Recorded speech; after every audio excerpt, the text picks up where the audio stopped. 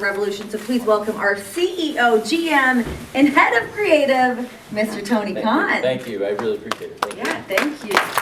Also joining us right now, the man that made his official AEW in-ring debut, Will Ospreay. Hello.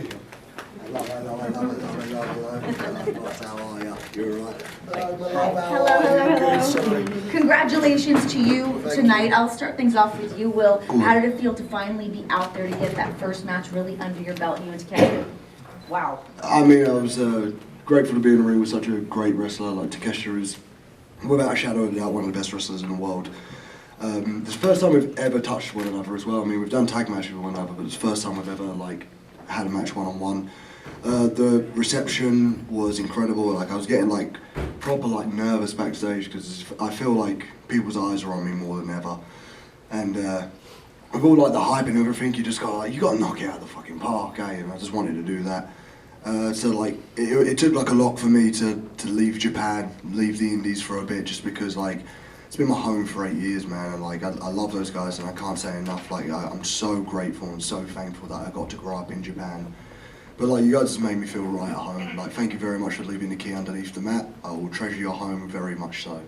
It was so incredible to watch you out there, to really seize that moment and feel that out there. And Tony, I mean, I was saying it earlier that there was so much pressure kind of coming into this pay-per-view, deemed one of the best pay-per-views perhaps ever, but of 2024, and we were so early on into the year. Did it live up to the hype for you? I think it was one of the best pay-per-views ever. It was one of the greatest nights of my life personally, and Will, you were tremendous tonight. What a great match. Ospreay versus Takeshita. The last time I saw you, we were in Crystal Palace, London, England, and here we are now in Greensboro, North Carolina, both great wrestling cities and traditions, and Will Ospreay and AEW fits like a glove, in my opinion.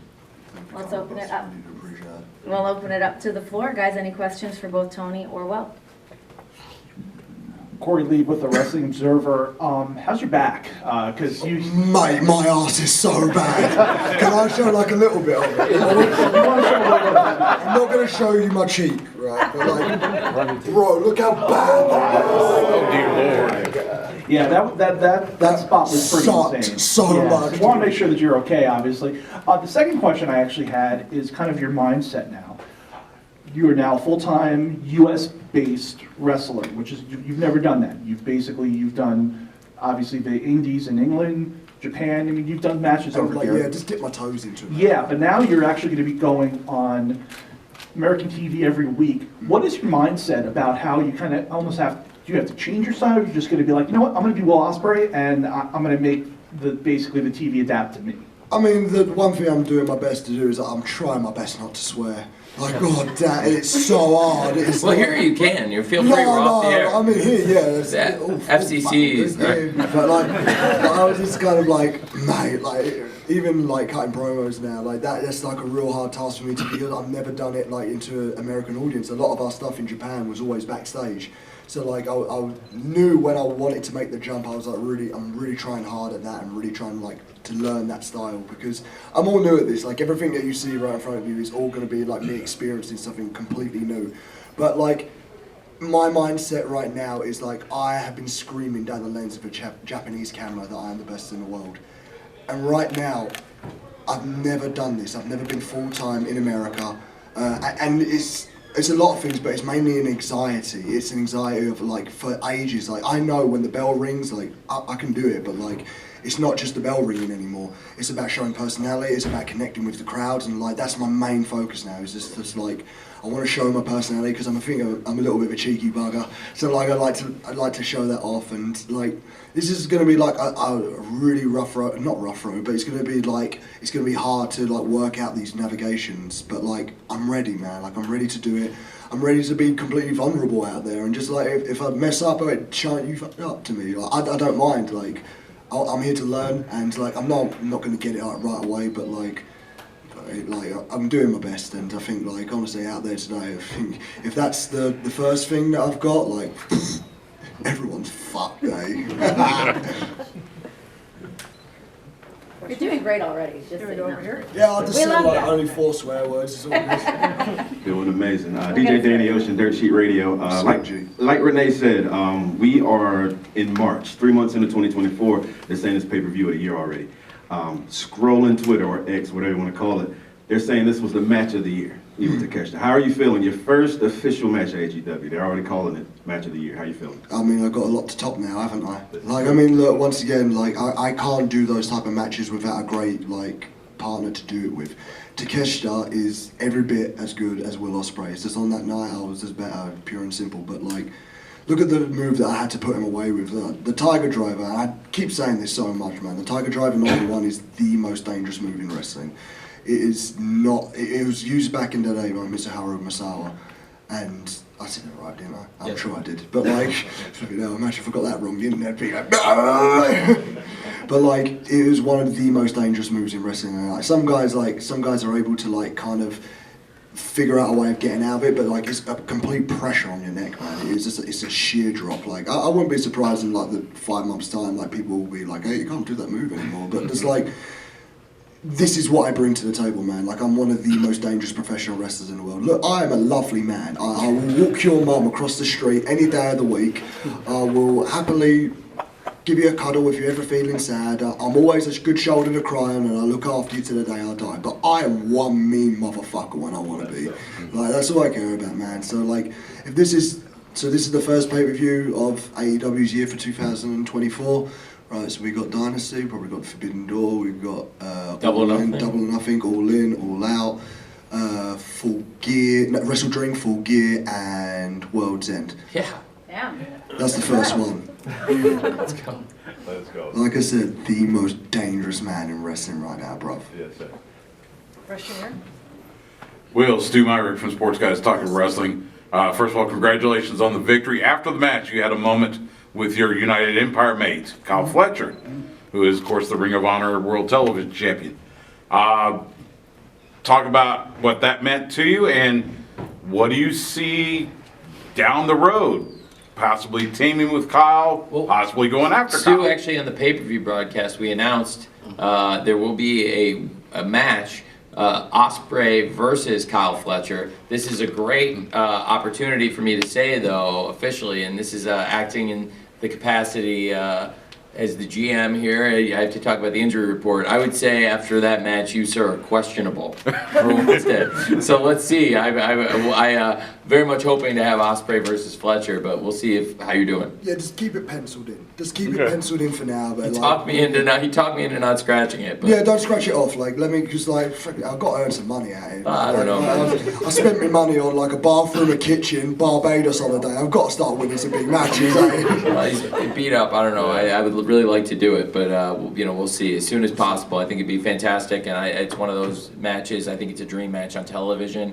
They've been great partners. They're great friends, and I'd be very excited to have Ospreay versus Fletcher. Hopefully Wednesday we announce on the broadcast. So, but please, you can elaborate. I think you guys have a great friendship, and you're two of the great wrestlers. Me and Kyle go way back. Like, we've had so many matches over in England, and when the pandemic struck, him and Davis lived at my house while Australia indies weren't kind of picking up. So the UK indies just opened up, and it was kind of like, it was discussed that if they stay with me, I'll look after them. Didn't charge them any rent or anything. I just wanted to look after them. We done Rev Pro together. Was able to get over to America quicker, but like, for me, Kyle and Davis, like, we're like 3 best friends, man. And I miss you, Davis. Love you so much, dude. I hope you're doing well. But like, for me, it was so happy to see Kyle, and like, man, it's changed his hair. Looks beautiful. God, that's one beautiful man. But like, having him out there, getting to throw the crowns up again, like in AEW together, like, of course, like, we're gonna get back the band back together and like roll through with the Don Callis family, of course. And like, for me now, it's all steam ahead, and for Kyle, I think this is a big proving test for him. Like, if the match does go ahead on Wednesday, I don't want him to hold anything back. Like, this is proving point to you. You've been in the ring with Bryan Danielson and Kenny Omega, and you've shown so much. Like, you are the future. But like, right now, like, I've just stepped in front of you. What are you gonna do? Here we go. Pardon you. D Dowdy, 104.5 FM WCCG. Will, question for you. Throughout the match, there were a lot of aha moments, a lot of momentum shifting. How were you able to stay focused and adapt to Takeshita's offense? A lot of it has just been like experience over in Japan, dude. Like, I mean, once again, I have watched Takeshita. Like, I was a fan of him. I saw him live at 2019. And one of my mates at the time went, God damn, he's sexy. And I was just like, so I was sitting next to him and was just like, hey, you alright? Calm down, mate. But yeah, he is, mate. But when those type of matches are happening, like, I just kind of like remain for my training what I did in Japan, because with that, it's endurance based. You have to keep your timing right, you have to keep your energy levels down, like not get too freaked out in those moments, because like there's a lot of like heavy shots. So the moment you start freaking out and breathing heavy and like not creating space from your opponent, that's when you're going to find yourself in like difficult positions. Bless you. But for me, like, it's not a rodeo. It's not a ride that I haven't ridden before. I'm very much aware of like my. I think my benefit for a lot of these guys is my gas is kind of good. My breathing, like my cardio. That's what I can't even think. You see, it did a lot of brain damage there. Boom. But like. My cardio is real good. I just like I try my best to keep my breathing going, but like that moment he brain busted my ass on the road, dude, that was the most painful thing I've ever felt in my entire life. I wanted to cry, man. There's a lump, dude. Like, but Takeshi's the best, man. Like I can only do what I've just been practicing over in New Japan, so this is all that I can present right now, and I'm looking forward to showing you guys like what I've been learning and what I've been experiencing, because there's so many guys that don't know me yet, dude. Like my name's Will, I do good pro wrestling. 2 more questions from here. Keith Elliott Greenberg with Inside the Ropes magazine. What's up, Keith? This is a very historic night tonight, and there were a number of legends in the arena. Were you able at some point to slow down enough to glean any knowledge or at least inspiration from those legends? So this honestly is, I hope I'm allowed to say it, but like, so I was like, backstage, the doctor was like, all right, on the table, we'll just put some ice on your butt, and like, I was like laying on the table, and then like, Ric Flair walked in, and I was like, and stood up, and he said, you are everything I've heard of and more. You are one of the best wrestlers in the world, and that coming from him is just like, thank you, Mr. Ric Flair, thank you very much. He's a standard, like, I know, like, I know sometimes it gets forgotten about, but like every like inspiration from Ric Flair, man. So like the fact that he was able to like just come over and just go like, you're the fucking man, it's like mad, amazing, like brilliant stuff. Last question. A bit of a two-parter. Tony, you were present for a pretty crazy match that Will had a couple weeks ago. I'm interested to hear like what goes through your mind when somebody who you've already invested in is having a match like that, which is incredible but also risky. And Will, when we had spoke prior, you communicated how important it was for you to still be able to live in the UK. How important was that to coming here, and what kind of schedule will you be on moving forward? Well, I was a tremendous match. That was an amazing match for Will to finish up in Rev Pro, and after a great run in New Japan and Rev Pro, I thought Will versus Michael Oku was a great match, and I was really blown away not only by the quality of the wrestling, but also really the quality of people. I got to meet Will Ospreay's family for the first time, which was really cool. So sweet, dude. You're the man, and the great things he said afterwards, it was just really kind, and I thought the way he helped really set up his debut in AEW and also paid tribute to the great fans in the UK that helped him get to this place. It was really a great thing, and it was great to be there. And of course, the match took a big toll, I think, physically, but knowing it's Will Ospreay, you know, I had a high confidence he was going to be here, be ready for Revolution, and he was everything we would have expected. The match was everything we would have expected. I thought Ospreay versus Takeshita delivered, Revolution delivered, and again, I think Will Ospreay in AEW fits like a glove, as you're seeing here tonight firsthand. Thank you, Sean. I'm basically Wolverine, bruv, and I'll be fine in like a couple of days, just heal up. So just remind me of the question. So it's just like, how are you going? What's your schedule looking like, and like, what's you it mean? mentioned that living in the UK was very important to you. Yes. I'm currently in a relationship with another professional wrestler. I call her out, Alex Windsor. She's great. And now I'm in a position where I'm a parent. And I don't know, the first time I told people, everyone went, her, you, like, I was like, I'm a big kid as well, man. And that, I can't tell you enough what, like, the girl and that kid have done for me, man. Like, I wish I could honestly be so open about, like, how much those two, like, really mean to me. But, like, they've gone through a lot for me, and I could not ask them to uproot their life, their school life. Like, she's such a big... And if you know my missus and you know her story, like, it's kind of documented within the UK scene. I don't know if it's documented in the world of wrestling, but just, like, she's gone through so much, man. She's like a genuine warrior, man. Like, no amount of, like, arse pain will ever compare to what that girl's gone through, and still being, like, an incredible mother. Like, I could not have asked for, like, a better partner to go through this whole thing. Like, I said it, like, I went to Barbados, and just before I left, I was like, man, I'm nervous. I'm nervous of being part of this, and she just gave me the biggest hug and was just like, you got it, like, go do it. So, like, for her, it's just like, I couldn't ask to do that, like, and a lot of people forget, like, the majority of, like, the travel is kind of, like, it's so much less than Japan. Like, Japan was, like, 15 hours at one point, because, like, there's a bloody war going on in Russia and Ukraine, so I used to go through there. I wasn't allowed to go through the airspace, so we had to go underneath. It was horrible, like, so coming over here, it's not actually as bad. It's just like, and like, I don't mind it. Every now and then it's a bit of peace and quiet, innit? Just fucking put my feet up and just listen to Fleetwood Mac on, so I don't mind it.